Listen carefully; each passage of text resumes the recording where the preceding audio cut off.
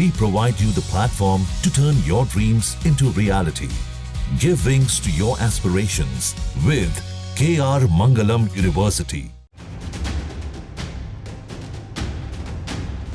वक्फ कानून को लेकर देश भर में प्रदर्शन का दौर तेज हो गया है। मुस्लिम संगठन सड़कों पर उतरकर हल्ला बोल कर रहे हैं। यहाँ तक कि अब तो कई संगठनों ने कोर्ट का दरवाजा भी खटखटा दिया। अब जमीयत उलेमाए हिंद ने वक्फ कानून के खिलाफ जोरदार ऐलान कर दिया।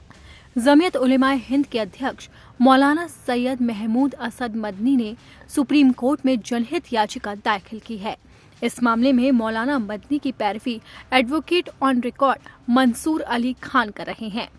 जमीयत उलेमाए हिंद ने याचिका में कहा है कि इस कानून के जरिए एक नहीं बल्कि भारत के संविधान के कई अनुच्छेदों, विशेष रूप से अनुच्छेद 14, 15, 21, 25, 26, 29 और 301 के तहत प्रदत्त मौलिक अधिकारों का घोर उल्लंघन किया गया है, जो मुसलमानों के धार्मिक और सांस्कृतिक अधिकारों और पहचान के लिए गंभीर खतरा है। याचिका दायर करने के साथ ही जमीयत उलेमाए हिंद ने बैठक बुलाने का भी ऐलान कर दिया। कार्यकारी समिति की महत्वपूर्ण बैठक जमीयत के मुख्यालय में आयोजित की जाएगी। इसमें वक्फ संशोधन अधिनियम का कानूनी और संवैधानिक दायरे में किस तरह का कदम उठाया जाए, इस पर विचार मंथन किया जाएगा और महत्वपूर्ण फैसला लिया जाएगा।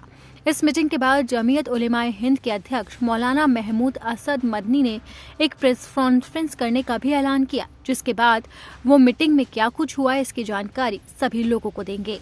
आपको बता दें कि नए कानून को लेकर सुप्रीम कोर्ट में 10 से ज्यादा याचिकाएं दाखिल की गई है। याचिकाकर्ताओं में all India Muslim personal law board AIMIM के नेता सदुद्दीन ओवैसी, कांग्रेस सांसद इमरान प्रतापगढ़ी और मोहम्मद जावेद के साथ साथ आप विधायक अमानतुल्लाह खान, RJD सांसद मनोज झा और फैज अहमद जैसे नाम शामिल है। वहीं इन याचिकाओं के बीच कानून विशेषज्ञों का मानना है कि ये मामला धार्मिक स्वतंत्रता और अल्पसंख्यक समुदाय के संवैधानिक अधिकारों से जुड़ा है, इसलिए सुनवाई काफी अहम साबित हो सकती है। अब कोर्ट ने सुनवाई के लिए 16 तारीख तय कर दी है, लेकिन उससे पहले सरकार ने कोर्ट में कैविएट दाखिल कर दी। यहाँ तक कि सरकार और विपक्ष के तकरार के बीच PM मोदी का बयान भी सामने आया। उन्होंने कहा कि तुष्टीकरण की राजनीति कोई नई बात नहीं है। इस तुष्टीकरण के बीच आजादी के समय ही बो दिए गए थे।